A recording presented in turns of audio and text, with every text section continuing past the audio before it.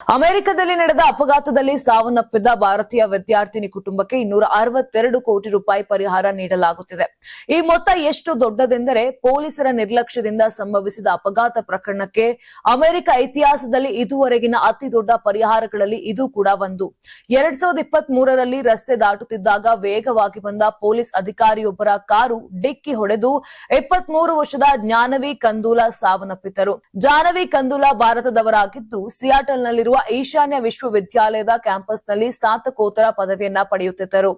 ಈ ಘಟನೆ ಜನವರಿ 2023ರಲ್ಲಿ ನಡೆದಿತ್ತು. ಸಿಯಾಟಲ್ ಪೊಲೀಸ್ ಅಧಿಕಾರಿ ಕೆವಿನ್ ಡೇವ್ ಮಾದಕ ವಸ್ತು ಸೇವನೆ ಮಾಡಿ ಫೋನ್ ಅಲ್ಲಿ ಮಾತನಾಡುತ್ತಾ ಕಾರು ಚಲಾಯಿಸುತ್ತಿದ್ದರು. ಗಂಟೆಗೆ 40 ಕಿಲೋಮೀಟರ್ ವೇಗವಾಗಿ ಚಲಿಸಬೇಕಿದ್ದ ರಸ್ತೆಯಲ್ಲಿ 119 ಕಿಲೋಮೀಟರ್ ವೇಗದಲ್ಲಿ ವಾಹನ ಚಲಾಯಿಸುತ್ತಿದ್ರು. ಅತಿ ವೇಗದಿಂದಾಗಿ ಬಂದು ನಿಯಂತ್ರಣ ತಪ್ಪಿ ಜಾಹ್ನವಿಗೆ ಡಿಕ್ಕಿ ಹೊಡೆದಿದ್ದರು ಅಂತ ವರದಿಯಾಗಿದೆ.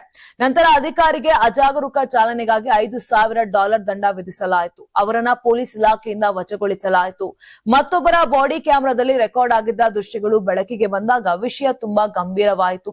ಇನ್ನು ಕಳೆದ ವಾರ ಕಿಂಗ್ ಕೌಂಟಿ ಸುಪೀರಿಯರ್ ನ್ಯಾಯಾಲಯದಲ್ಲಿ ಇತ್ಯರ್ಥ ನೋಟಿಸ್ ಸಲ್ಲಿಸಲಾಗಿತ್ತು. ಈ ವೇಳೆ ಮೃತ ಭಾರತೀಯ ವಿದ್ಯಾರ್ಥಿನಿ ಜಾಹ್ನವಿ ಕುಟುಂಬಕ್ಕೆ ನಗರದ ಸುಮಾರು 260 ಕೋಟಿ ಆರ್ಥಿಕ ಪರಿಹಾರ ನೀಡಲು ಒಪ್ಪಿಕೊಂಡಿದೆ.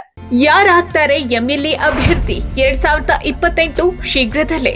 ಪ್ರತಿದಿನ ಒಂದೊಂದು ಕ್ಷೇತ್ರದ ಟಿಕೆಟ್ ಆಕಾಂಕ್ಷಿಗಳ ಸಂಪೂರ್ಣ ಮಾಹಿತಿ ಪೊಲಿಟಿಕಲ್ ಜರ್ನಲಿಸ್ಟ್ ಕೆಎಂ ಶಿವಕುಮಾರ್ ಅವರಿಂದ. ಕರ್ನಾಟಕದ ನಂಬರ್ 1 ಡಿಜಿಟಲ್ ಮೀಡಿಯಾ ನಿಮ್ಮ ನೆಚ್ಚಿನ ಕರ್ನಾಟಕ ಟಿವಿಯಲ್ಲಿ ಮಾತ್ರ. ನೀವು ಸಣ್ಣ ಆಗ್ಬೇಕಲ್ವಾ? ಅದು ಒಂದು ಉತ್ತಮ ಆಹಾರದಿಂದ ಸಣ್ಣ ಆಗ್ಬೇಕಲ್ವಾ? ಪ್ರತಿದಿನ ನಮ್ಮ ಜೀನಿ ಸ್ಲಿಮ್ ನ ಯೂಸ್ ಮಾಡಿ ಯಾವುದೇ ಸೈಡ್ ಎಫೆಕ್ಟ್ ಇಲ್ದಂಗೆ ನೀವು ಸಣ್ಣ ಆಗ್ತೀರಾ.